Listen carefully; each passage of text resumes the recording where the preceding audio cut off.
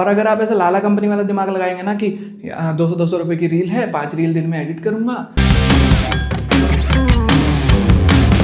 Good morning दोस्तों, एक बहुत ही हसीन सुबह और एक हसीन व्लॉग में आपका स्वागत। आज के व्लॉग में हम बात करने वाले हैं कि कैसे आप इनिशियल स्टेजेस पे ब्रांड वर्क को मैनेज कर सकते हैं। तो देखिए, आएगा कैसे और कैसे नहीं आएगा वो तो मैं आपको हमेशा से एक ही जवाब दूंगा कि क्वालिटी कंटेंट बनाते जाइए and right people will approach you. Barter collabs वगैरह पे इतना ध्यान मत दो भाई। पोर्टफोलियो बिल्ड करने के लिए 2-4 कर लो, उससे ज्यादा का मतलब नहीं बनता है, फिर वो तुम अपनी सेटिस्फेक्शन कर रहे हो तो झूठी। तो स्क्रिप्टिंग से लेके फिल्मिंग, शूटिंग, एडिटिंग वगैरह का सारा प्रोसेस मैं आपको दिखा दूंगा। अब बात यह है कि मेरे पास में डिवाइस सिर्फ फोन ही है मेरा रिकॉर्ड करने के लिए, और इसी से मेरे को ब्रांड वर्क भी शूट करना है और इससे ही आपको व्लॉग भी शूट करके दिखाना है। एनीवेज करते हैं मैंने जब चलते हैं अपने स्टूडियो के अंदर। स्टूडियो में जाने के बाद में सबसे पहले हम ये देखेंगे कि मेरा एक ओवरऑल रील बनाने का प्रोसेस क्या होता है जो मैं ब्रांड्स के लिए बनाता हूँ। मैंने बना के अपने लिए रखा था, ये मैं आज आपके साथ शेयर कर देता हूँ। इसमें क्या क्या प्रोसेस होते हैं, क्या क्या स्टेप्स होते हैं। चलिए लेट्स गेट इनटू इट। अब देखो भाई, सबसे पहला स्टेप तुम्हारे पास में आता है, तुम जो बेसिक से बेसिक इंसान होगा उसको भी ये पता होगा कि हर चीज एक आइडिया पे काम करता है। आइडिया के बाद में हम करते हैं स्क्रिप्टिंग। स्क्रिप्टिंग होती है मेरी दो तरह से, एक ऐसे और एक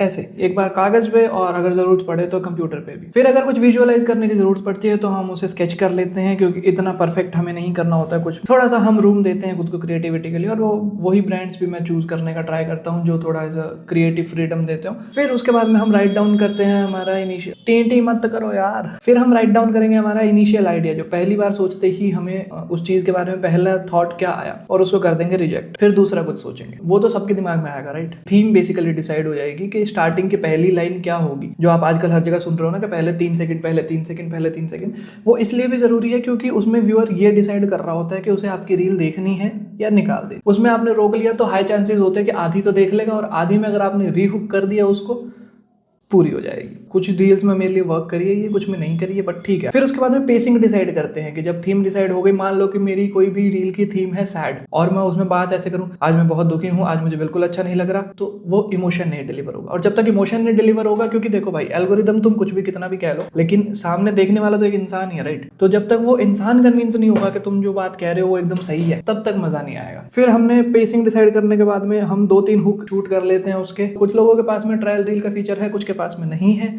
अब जिनके पास में नहीं है वो फोमो में बिल्कुल मत आना भाई, कोई इतना बड़ी बात नहीं है, 200-300 व्यूज ही जाते हैं हमारे भी।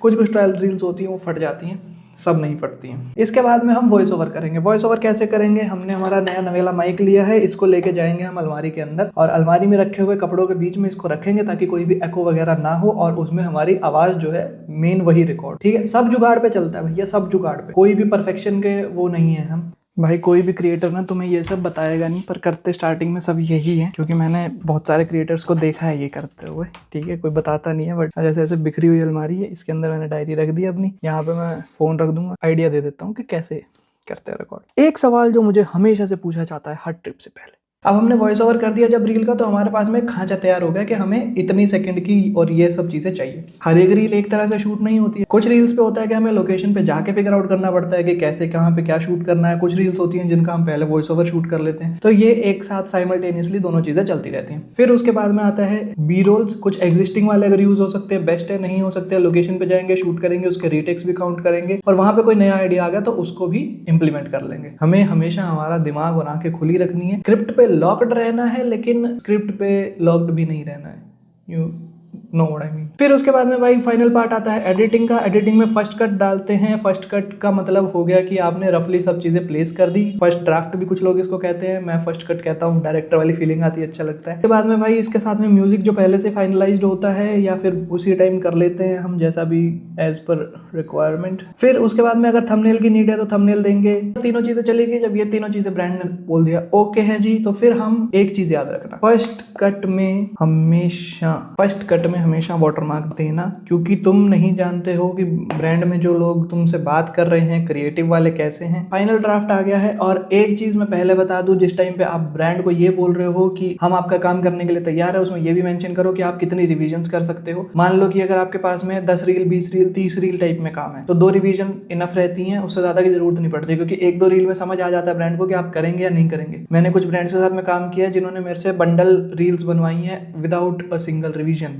आपको बस ये समझना होता है कि कैसे आप उस ब्रांड की नब्ज पकड़ सकते हो और उनको जो चाहिए वही डिलीवर करो, तो कोई किसी को मजा नहीं आ रहा आपसे रिवीजन करवाने में, राइट? क्योंकि मोस्टली क्या होता है ना, जो आपको ज्यादा काम दे रहे हैं लोग वो ज्यादा कंफर्टेबल और ज्यादा फ्लेक्सिबल होंगे एज कंपेयर टू जो आपको एक रील दे रहे हैं और जिन्होंने आपकी एक रील का रेट 10,000 से लेके वापस आपको नीचे 3,000 पे लेके आए हैं। तो जो आपके साथ में बजट में आनाकानी भी कर रहे हैं वो फिर आपके साथ में कंटेंट में भी करेंगे, ये हमेशा याद रखना। Please prepare your mind according to that. इसमें सही गलत मैं किसी को कुछ नहीं कह रहा हूँ, अपना दिमाग उस हिसाब से प्रिपेयर रखें। फाइनल ड्राफ्ट ओके हो गया। फाइनल ड्राफ्ट ओके होने के बाद में हम पब्लिश कर देंगे, दैट इज इट। ये बात भी पहले पता कर लिया करो कि अगर ब्रांड आपसे काम करवाना चाह रहा है तो क्या वो आपकी प्रोफाइल पे आएगा या फिर वो उनके प्रोफाइल पे जाएगा या कुछ कोलैब में आएंगी, कुछ उनके पे जाएंगी, या कैसे काम होगा। ठीक है जी।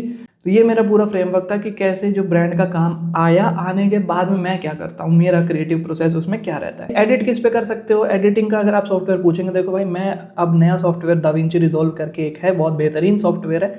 अगर आप कैमरा के साथ में काम करते हैं कुछ तो आप दाविंची सीख लें।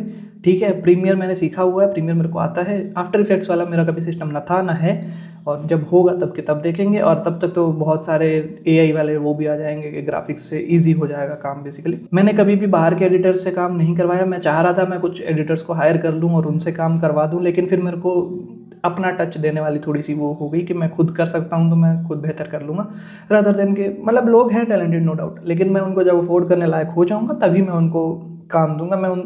मैं कभी भी ये नहीं कर सकता कि भाई यार आपका ना, मेरे को पता तो है देखो 1500 का काम है पर आप एक करो काम करो 300 में कर दो यार।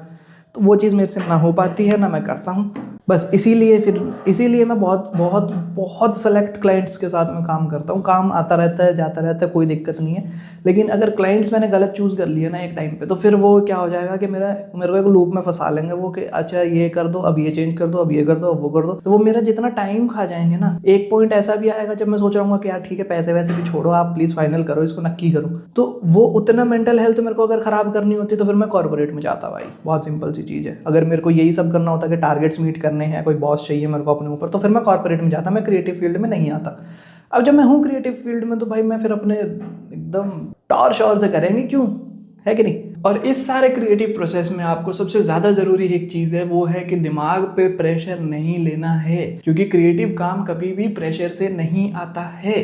ये चीज़ हमेशा आप प्लीज़ प्लीज़ प्लीज़ याद रखना, क्योंकि बहुत सारे लोग होंगे जो आपको कहेंगे कि हमें एक दिन में रील चाहिए, आज ही चाहिए, आज पब्लिश करनी है। हाथ जोड़ दो भाई, हाई वैल्यू काम करने पे ध्यान देंगे तभी हाई वैल्यू काम आप पे आने के लिए ध्यान देंगे। और अगर आप ऐसे लाला कंपनी वाला दिमाग लगाएंगे ना कि 200 रुपये की रील है, 5 रील दिन में एडिट करूंगा, 1000 रुपये दिन के हो गए। अब और अगर महीने में ज़्यादा नहीं कह रहा, अगर 20 दिन भी अगर हो गया तो भाई 20,000 रुपये एक्स्ट्रा हो जाएंगे। और मेरे को एक्स्ट्रा करना ही क्या है यार, 5 रील एडिट करने में कितनी देर लगी 1-1.5 घंटा। मतलब हर रोज का अगर मैं 1-1.5 घंटा एक्स्ट्रा काम करूँ तो 25,000 रुपये में कमा सकता हूँ। ओ माय गॉड, ऐसा नहीं होता है।